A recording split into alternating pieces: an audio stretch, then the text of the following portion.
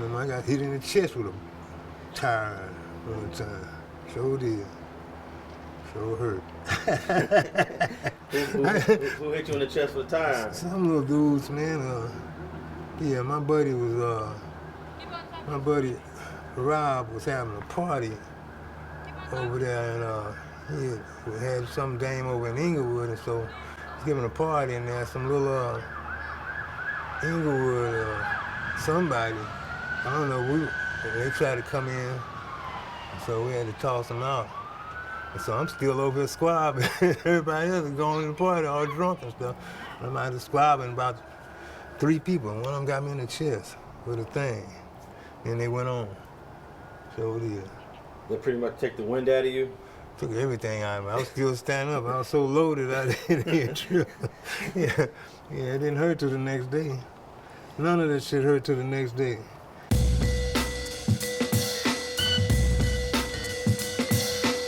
Do you remember some of the record hops, I believe, that used to take place? Oh man, that was the greatest event in South Central Los Angeles when they were jumping on, because it was, look, the major radio station, which was KGFJ, the major DJ, the oldest DJ, who was Hunter Hancock, and then later on Tom Cross, would give the record hops. Man, everybody that was anybody that came, you know what I mean? I mean, from all over. I don't think the dudes in the 30s too much came over there, but they might have, because I couldn't ID anybody, but I don't think the 30s and the 40s came. But all the way across the south side, all the way across, they came. That was a thing there. Was it an outdoor event? No, it's up in the gym, yeah. Up in the gym. I mean, it'd be bumper to bumper. Squabs would jump out anytime, any place, step on somebody's shoes, and there's a fight. But everybody walked away, you know. Some got carried away, but they lived to see another day, you know. So what years were those record hops? Oh, okay. Between 69 and 71 to stop, yeah. And was there a difference between the Hunter versus the Cross record hops? No, it was basically the same. It's just a different DJ. That's all it was, different DJ. We saw all sorts of people. Young Hearts, Brenda Holloway would come. A lot of other people would come. I can't remember them now, but those are 2 that I could think of. What were some of the top music hits that played in the late 60s? Oh man, Function at the Junction. For starters, Function at the Junction. Shit. Oh man, I used to lay and wait for the slow ones to come on in the gym, went the record out. You know, but anyway, Function at the Junction, Shotgun. Then the Jackson 5 came out. And all the little females was crazy about the Jackson 5. I was mad at them because I sure was. Yeah, they went crazy about the Jacksons. Sure did. And like we had dudes all, you know, we had all the groups singing coming out of there, you know. At Horace Man, they had when we was going there, there's 2 groups that came out of there. The Taste of Honey, the 2 girls that was in there originally, they came from Horace Man. It was all going there at the same time. 2 or 3 members, or maybe even 4 or 5 members of Rolls Royce went there, was going there at the same time. One dude from Side Effect was going there. Maybe 1 or 2 dudes from Side Effect was going there at that time. But there was a lot of people who went to Horace Mann Junior High School, was walking at the same time, including the mayor of Inglewood, the current mayor of Inglewood, James Butts, I think. And he was the chief of police in Santa Monica. Yeah. So you remember him at Horace Mann? Yeah. What kind of dude was he? Oh man, he was straightforward. This is the only dude that I knew that carried his whole books. He didn't use his lock, he carried every one of his books.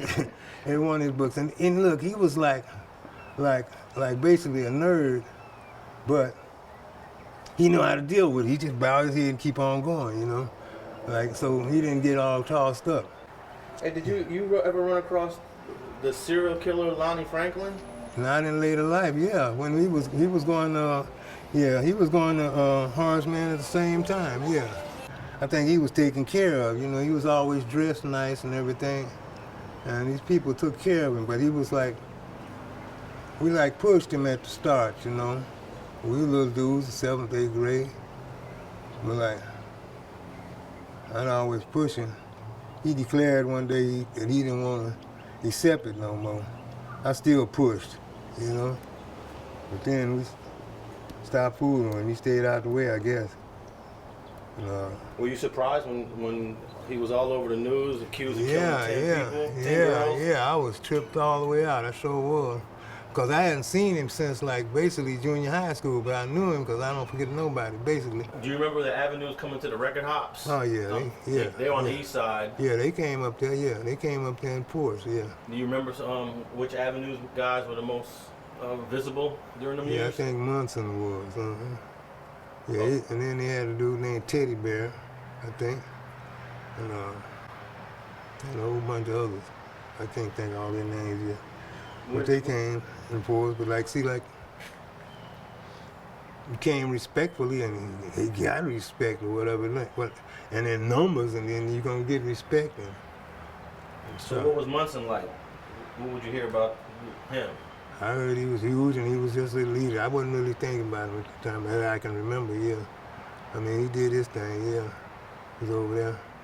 But he was in command or whatever at that time. And they had a nice surge as far as gangs. So I don't know what happened. They had a nice surge as far as gangs was concerned.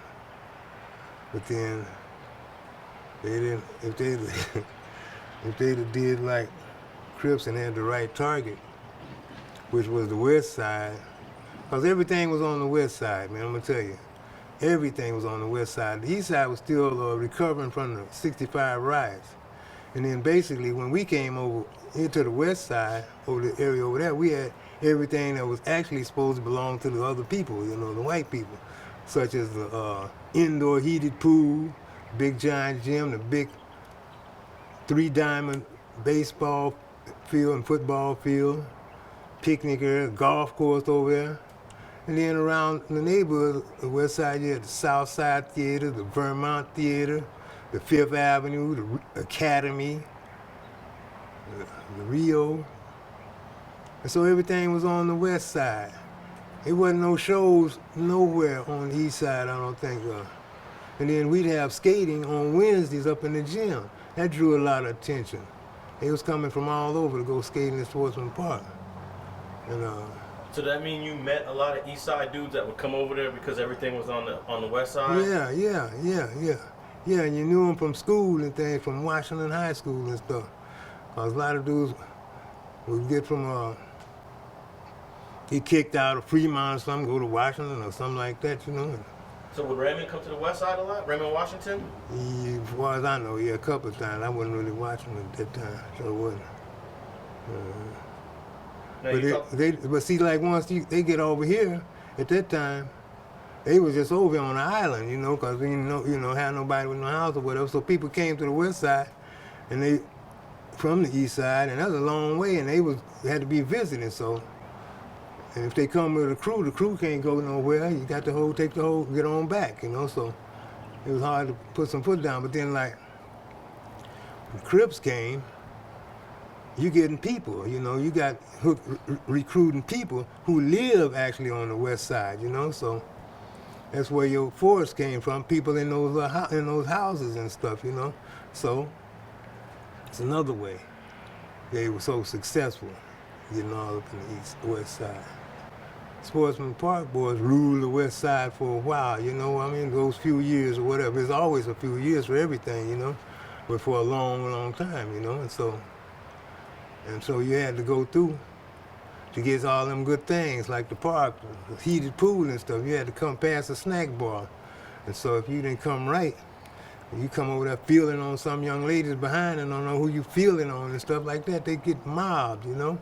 Stuff like that happened. They wasn't going looking for nothing. Dudes come over in the neighborhood looking to pluck a young dame or something like that, they get crossed. I remember one dude, he tried to skirt the park to get to some female, and he'd been checked before, and so he got caught at the far gate over there by the Pee Wee Diamond, and Big Hands knocked him in the street. I ain't never seen nobody from the sidewalk into the street. I ain't never seen nobody fly like that. One blow. He's through. Who was Big Hands? Lil John. Yeah. Lil John. Now I got a theory, like the West Side Crip is really two sections. It's the St. Andrews Park section and it's the 100 section. Mm-hmm. And my theory is that they weren't one continuous section because Sportsman Park Boys were in the middle. Right. But see, the thing about it is, if you want any kind of recognition for your set or whatever, or your group, you had to come to St. Andrews Park. That's where the center of activity was. And dudes was walking all the way from the east side. They walk all the way down Century and come over to St. Andrews Park to get with the fellas, you know. The central location. So, and they was scattered all the way through there, yeah. Was it true that Ricardo, Bubs, Sims, or Jones had a reputation as being a great track runner? Absolutely. Can you tell me a little bit about that? Well, me and Bub used to run when we was in high school and junior and elementary. We'd race all the time. He loved to run. So he kept on running. I stopped and he kept on running. That's why he got so fast. We used to always tease him because he had a big forehead. And his veins would pop out on his head. We'd tease him about that. But that's where he got his name from. That's where he got his name. Bub. It's short for bulb, light bulb. That's what they named him, light bulb, because of his forehead. So then they got cut short to Bub. Bulb with an L and then B-U-B. Because some people can't pronounce it. It's short. Yeah, they all got their monikers. All of them got their monikers righteously. They didn't just stick it on themselves. They got them righteously. I think Mad Dog got his moniker because he was born with a scowl on his face. That's the way he was. So was. You know, you're talking about Erskine Jones. Yeah, Erskine. Yeah. Yeah. So was. He's a mad little boy. So was. So you think Ricardo could have took his running more serious if he didn't get arrested for the 1972? Absolutely. He was headed for the Olympics. He set a record. He had just set the state record. Yeah, he set the state record for the low hurdles. Yeah, the 110s, I think, 13 something. Sure did. It was one of the last time I seen him before he went at Washington, because he was practicing hurdles. Because I think I was trying to play football that year, maybe. Yeah. Can you tell me what you remember when all of them guys got arrested in March of '72 for the Robert Ballou incident at the Palladium? Yeah, I think I was on 96th Street, and somebody told me what happened. And they started, I think it took them 2 days to get everybody. And the minute I heard, I said, wait a minute, man, I know what's happening with this. I know they getting names, you know what I mean? When I first heard all who it was, somebody sang like a canary or whatever and started calling out names, you know, and they probably had names down already, you know, from their intelligence and all that kind of stuff. And I say, I know how this go. Them boys ain't stood there because they didn't have to, you know, and stood there and killed this young man, sadly, that he passed away. And ain't none of them intended for nobody to pass away, not even the youngsters. You know, Baycott's description is probably true from what I can recollect of how things go. Not probably true, it's the truth if he said it. So how'd you feel when you realized there's going to be no more Sportsman Park Boys? They're not continuing that name, and they just completely changed the name. Yeah, it kind of took a lot of lust out of it, but I already knew because, like I said, I still call King Boulevard in L.A. Santa Barbara, so I ain't even tripping, you know. And it was like it took the flavor out, even though Jesse Owens was a great black hero, but Sportsman Park was where it's at. If you can relate to that, then you somebody. If you went to the record hopping to Wednesday night skating, then you know what it's all about. If you could go down, if you can remember going down Budlong or whatever, Normandy, and hollering out to the gang across the street, hey man, where the party at? 93rd and Budlong, and things like that. They didn't never have that good time, you know? They didn't have that good time. That was the last of that. Thanks for watching StreetGangs.com. Please like and share the video you just watched and leave a comment below to tell us what you think. You can also watch 2 of our previous episodes to the right. Please visit the link to our Patreon page and support our campaign. And don't forget to subscribe.